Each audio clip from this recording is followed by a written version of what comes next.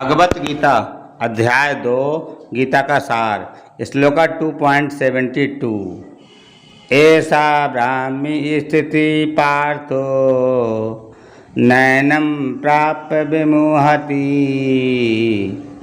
स्थित्युषाम अंतकालेपि ब्रह्म निर्वाणम सृच्छति।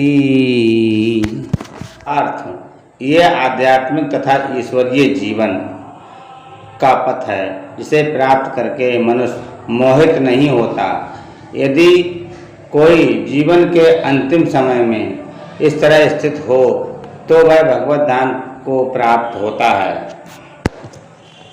तात्पर्य, मनुष्य कृष्ण भावनामृत का दिव्य जीवन को एक क्षण में प्राप्त कर सकता है और हो सकता है कि उसे लाखों जन्मों के बाद भी न प्राप्त हो। ये तो सत्य समझने और स्वीकार करने की बात है।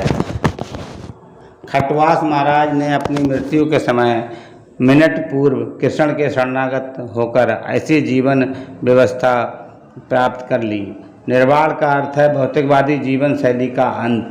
बौद्ध दर्शन के अनुसार इस भौतिक जीवन के पूरा होने पर केवल शून्य शेष रह जाता है, किंतु भगवत गीता की शिक्षा इससे भिन्न है। वास्तविक जीवन का शुभारंभ इस भौतिक जीवन को पूरा होने पर होता है। स्थूल भौतिकवादी के लिए ये जानना पर्याप्त होगा कि इस भौतिक जीवन का अंत निश्चित है, किंतु आध्यात्मिक दृष्टि से उन्नत व्यक्तियों के लिए इस जीवन के बाद अन्य जीवन प्रारंभ होता है।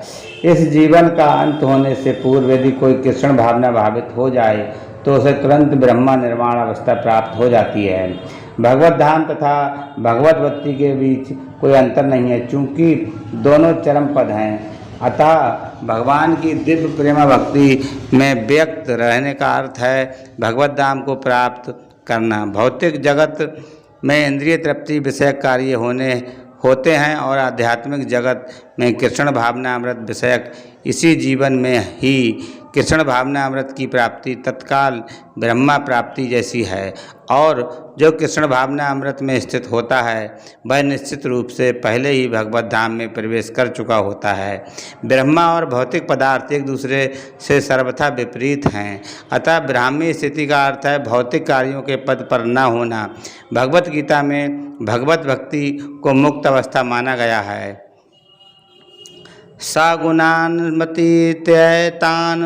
ब्रह्मा भुआय कल्पते। अतः ब्राह्मी स्थिति भौतिक बंधन से मुक्ति है।